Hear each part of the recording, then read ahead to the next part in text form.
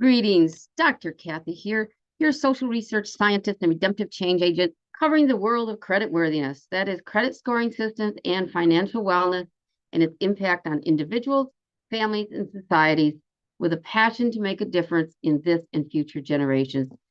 Today, I just want to address very briefly the area of financial literacy. And so financial literacy within the world of creditworthiness is very important.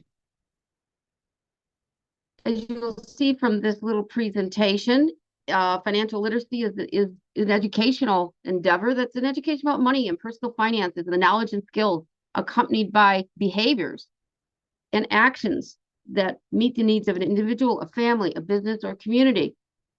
Now, with the elements of credit worthiness in terms of financial literacy includes understanding and learning about budgeting, investing, and saving funds.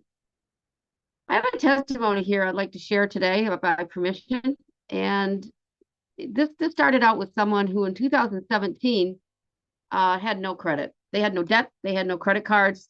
They also had a low 600 credit score. They also didn't have many credit-worthy assets, and they had, as I said, no credit whatsoever. They had a fear of credit and debt. Their understanding financial literacy was nil. They didn't want to understand it. They wanted no debt. If they couldn't afford it, they said, from clothing to cards, I'm not buying it. So they were shooing away credit cards. I don't want anything to do with it. Little did they know, because they did not understand the elements of building credit. So they had no understanding of they had no financial literacy. So in 2017, they finally decided, well, maybe I need to learn more about this. So in 2018, with a credit score of between 580, a poor credit score, which is between 580 and 669. They ventured out and had one credit card, but they had no other debt. They had limited credit-worthy accounts and assets. They had a cell phone for which they made a consistent payment. They owned an older vehicle. They owned an RV, and that's where they were comfortable. And then this person ran into some people that understood that maybe they should be looking at building some credit. This is called credit restoration. So when it comes to financial literacy, credit repair is one thing, but that's just a short-term solution to a longer-term issue. So credit restoration is like restoring one's health. In this sense, it's restoring one's credit health. And so they were able to connect with some service providers that provided credit restoration services as opposed to credit repair. Through this initial relationship, they were able to get one credit card.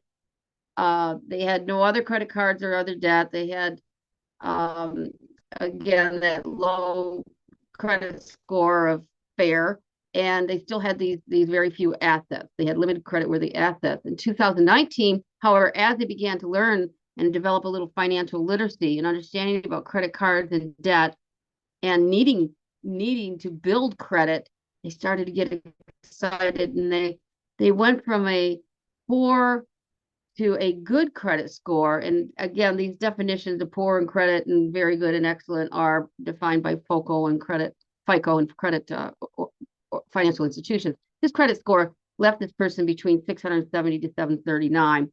They had two credit cards now. They had no, however, with these two credit cards, they had no credit card debt or any other kind of debt. And they also continued to have limited credit-worthy accounts and assets. They still had a cell phone for which they made consistent payments. They owned an older vehicle and they owned an RV, but they were pretty excited and anticipated the fact that, wow, I might be building something here because I went from a poor to a good, poor to a fair to a good credit score. 2020, a year later, they went, because they were paying off that one credit card consistently, they went to, and then they obtained a second one, to a very good credit score, which is between 740 and 799. So in just 3 or 4 short years, relatively speaking, they're able to build credit by methodically and carefully managing their credit cards, the number of credit cards, and the debt that they had, that was paid off they used it, and then they paid it off at the end of every cycle. So they continue to have no credit card debt. They demonstrated a positive payment history. critical. So never were late, always paid on time. In fact, the testimony is they always paid early. They made a purchase, they would pay it off within a couple, 3 days, a week. And so the credit that kept building the credit score, they still continue to have limited credit-worthy accounts and assets. Okay, that's 2020. And then they came back and said, you know, I still don't have a lot, but I'd like to consider getting a home. Well, by this time they had goals. They started aiming for something higher. And through the management of their credit cards and the debt ratio, which was paid off, so they didn't go over their limit, they were able to get a third credit card and apply for property mortgage. And they now had credit worthy assets, including their property and a home, in addition to their truck and their RV or the car or whatever vehicle they had at the time. So they went again from 2017 with no debt and no credit to 2021 through methodically building, through strategically understanding how to manage one's debt and build credit to be in a very, very good position. So in looking at the area of financial literacy, why care? This customer testimony I thought was a great example of why we do care, because they had something to aim for. So they came back in 2022, and they said between 2022 and 2023, they went up to that credit scoring level for which everyone would like to be, which was in the 800, which is excellent credit score. What had changed? What had changed for them? They were now considered to be low risk borrowers. They didn't borrow money at the end of, they always pay off the credit card debt before the end of the due cycle. They had the optimals between 3 and 5 credit cards, depending upon your income, of course. And so this person had 3 credit cards. By this time, they had 1 property mortgage, and they were successfully making payments on time and before time. They said they had no credit card or other debt except for real estate property. So now they had, again, creditworthy assets, including home and property and a vehicle. So this is the testimony, and the credit card payments were made before balances were due. Phone and utilities were paid on time. So it's not just the credit cards, it's also how they manage their phones or utilities and any other debt, rent, if you rent at home, or your mortgage payment.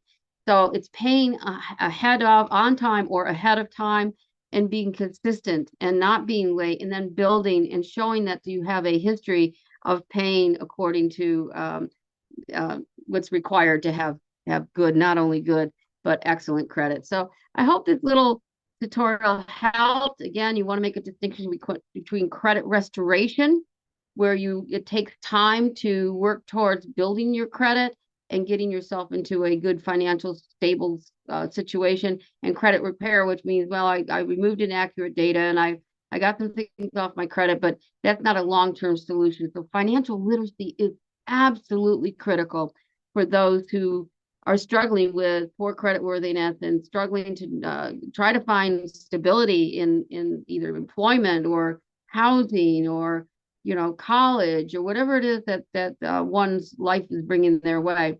So tune in again, and thank you for joining us today. And again, think about credit restoration as a way to understand more about financial literacy, and join us again for a series on the value of creditworthiness.